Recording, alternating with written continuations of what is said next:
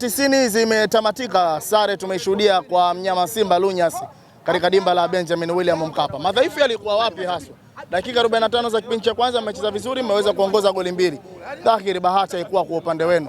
Tumeshuhudia mnaruhusu tena sare nyingine kwa namna moja ama nyingine. Wahenga wanasema sala ya siku moja haiwezi kubadili mipango ya Mwenyezi Mungu. Wakati mwingine sala ya siku moja haiwezi kubadili mipango ya Mwenyezi Mungu.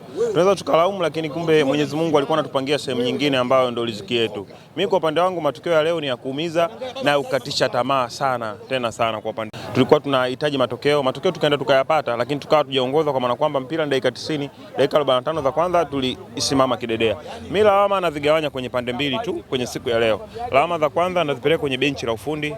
Tulipokuwa tunaongoza timu baada ya kuumia Kagoma, kwa maana kwamba ndio kiungo mkabaji. Kante of course tunaweza tukampelekea lawama, lakini wewe ni kiungo mchezeshaji. Kwanza unavyomuona hata anavyokuja kukaba, Kante ni kiungo mzito sana kwenye kuja kukaba, lakini yeye ni kiungo ambaye anaweza kupitisha mipira zaidi kwa haraka. Umeona mechi ya kule tulicheza Stade Malien, Kante alipata kadi nyekundu nadhani kama sikosei, kama nitakuwa sawa Umeona hata mechi ya leo Kante pia ameondoka na kadi ya njano, ni kwa sababu ya kuwa na Kagoma. Unajua kuna timu mimi naweza nikawa bora, lakini kuna mtu ambaye anacheza naye. Ubora wa Kante unahusikwa pia na ukabaji wa Kagoma, kwamba Kagoma anamkabia, anampa Kante kusudi aende akapige penetration pass. Kwa hiyo ndio unaona Simba ilianza kupotea hapo. Baada ya kuja kuumia tena Nangu, tumeona baada ya kutoka Nangu kutoka pale jamaa ndo wakaja wakaamka. Tumepata goli, wamepata jamaa goli moja kutokana na Kante.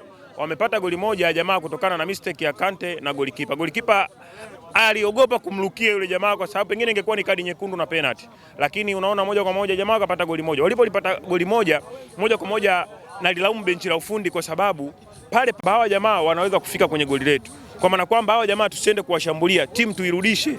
Tutaanza kukaba lakini tuanzie mstari wa katikati ya kiwanja, kwa maana kwamba tuongeze idadi yetu iwe kubwa kwa upande wetu kusudi tuweze kujilinda. Lakini ukaona kocha akajisahau, wakawa kina Mpanzu wanaenda wanashambulia, wakishambulia wanachelewa kurudi. Unakuta kwenye eneo letu sisi ambalo la kiwanja linakuwa lina watu lakini inakuwa lina watu wachache. Wale jamaa kidogo fitness wako vizuri. Simba tuna timu nzuri, lakini timu bado haina chemistry, haina muunganiko timu. Yaani kwa sababu unaona hata wachezaji wapya wamekuja lakini wamepata muda mchache sana kiwanjani. Wachezaji wanashindwa kujua kama mimi niko hapa, huyu ataenda pale. Umeona hata chemistry ya baadhi ya wachezaji, yule Oura kuna namna ambavyo anakana mpira, anawapa wachezaji. Morris funga hiyo, Morris anapeleka nje, kuna muda yeye yuko na mpira, kuna muda inatakiwa Kibabage akimbie. Kwa hiyo unaona moja kwa moja timu tunayo nzuri, lakini timu haina muunganiko. Sasa sisi muunganiko tunaupata kwa kila kwenye mechi. Ndio maana unaona kwenye timu yetu msimu huu tumesajili watu ambao kidogo wanaweza wakatubeba. Kama timu ifanye vizuri, basi yeye ndiye aende akamue matokeo. Kwa hiyo ni matokeo ya kuumiza na kukatisha tamaa siku ya leo, lakini hichi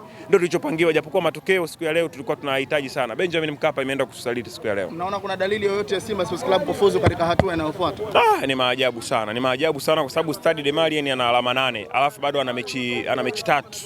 Ana mechi mbili. Kwenye mechi mbili akidraw mechi moja alama 9 ambayo Simba Sport Club hawezi kufika. Kwa Stade Malien anamtafuta mtu wa kwenda naye. Kama sio Petro basi aende na Experience de Tunis. Kwa Simba Sport Club hapa tulipofikia msimu huu tunaweza tukasema kwamba asante kwa kushiriki. Simba kwa msimu huu tunaweza tukasema asante kwa kushiriki. Mbona mnajikatia tamaa mapema hivi? Huwezi kufuzu kwenye alama 7 brother, kwa sababu ukiangalia hata makundi msimu ambavyo yameenda watu wengi sana wameangusha alama. Sisi hili kundi letu hatukuzichanga tu kalata vizuri, lakini hamna timu ambayo ina daraja kubwa sana la kutisha. Ndio maana unaona hata makosa ya magoli. Sisi goli la kwanza tumefungwa kutokana na uzembe wa Kante, lakini goli la pili ni poor marking ya mabeki. Kwa nini beki anakuwa na mpira anafuata na mshambuliaji anarudi nyuma?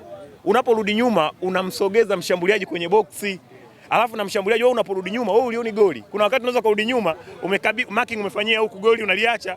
Anaona kitu ambacho kimefanyika pale goli, lakini kama angekuwa na kaba man to man ule mpira asingeweza kupiga, na kama angepiga basi unge reflect ungeweza kurudi mpira. Kwa hiyo unaona poor marking kitu ambacho kingine kimetukwamisha, hawakabi man to man. Kwa hiyo ndio hivyo mchezo wa leo, kwa sababu baada ya kumia Kagoma wakaingia viungo wawili tena wachezeshaji. Kante kwa maana kwamba ni mchezeshaji, pia Kamala ni mchezeshaji. Ndio kitu ambacho kimetukwamisha siku ya leo, lakini mimi napeleka kwa wachezaji kwa sababu wameshindwa kuipambania Simba Sport Club. Lawama zingine nazipeleka kwenye benchi la ufundi. Wakati tumeruhusu goli mbili, tungeirudisha timu kabisa kuja kukaba kaka. Kama una timu bora, kama uwezi kushinda, basi usifungwe. Kwa hiyo unaonyesha timu yako soma haina makali kwenye ushambuliaji, basi uweza kujilinda vizuri. Umepata magoli, unaweza kujilinda.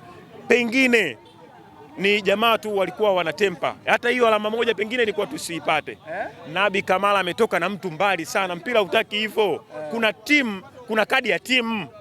kadi ya timu, unaiokoa timu kwa namna moja ama nyingine. Kamara ametoka karibia na nusu ya kiwanja na yule mshambuliaji amempeleka mpaka kwenye box. Kaka, kuna kadi za timu ile unamalizana nayo huko mapema, unachukua kadi ya timu, ndio zile kadi ambazo sisi mashabiki tunafanyaje, tunapiga makofi. Kwa hiyo Simba hii ni nzuri, lakini inahitaji tu muunganiko. Mashabiki wengine nimeona pale, mashabiki wenzangu wanaenda kumuataki Mangungu.